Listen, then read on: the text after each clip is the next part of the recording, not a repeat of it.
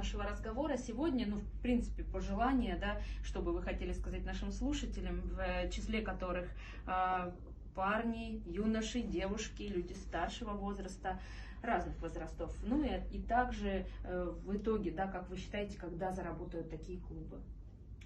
Я уверен в том, что клуб заработает в ближайшее время. Это вот буквально скоро вы все об этом услышите. Пользуясь моментом, я хочу поблагодарить вас за приглашение на эфир. И хочу обратиться ко всем, кто меня слышит, дорогие друзья. Мы живем в очень непростое время, мы переживаем очень сложные времена. Времена, они,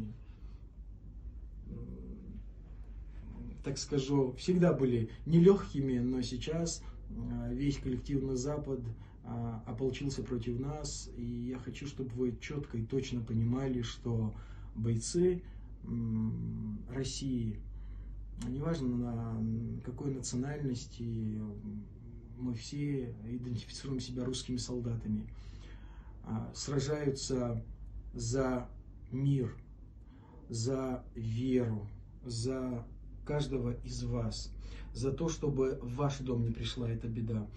Я хочу, чтобы вы знали, что мы не воюем против Украины, против народа Украины или Украины как государства. Я, с сожалением, могу сказать, я уже сам на своем примере сталкивался не раз, не два, что против нас люди, не хотел бы выражаться грубо, но зомбированные. Зомбированные, которых, к сожалению, кого-то, возможно, мы сможем перевоспитать, а кого-то, к сожалению, нет. Я хочу, чтобы вы понимали, что для каждого бойца поддержка ваша, хотя бы мысленно, энергетически, она очень важна. Ваша молитва важна.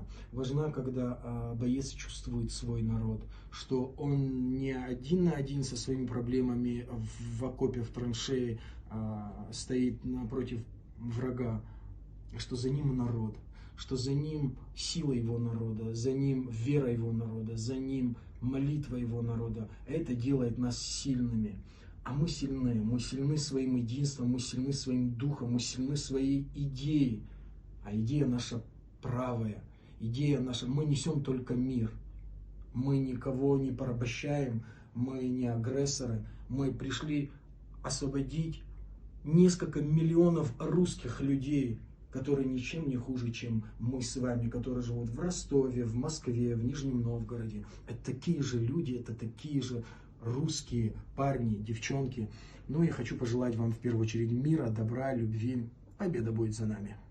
Я благодарю вас за этот эфир, за такие важные для нас всех слова, слова для всех жителей Ростовской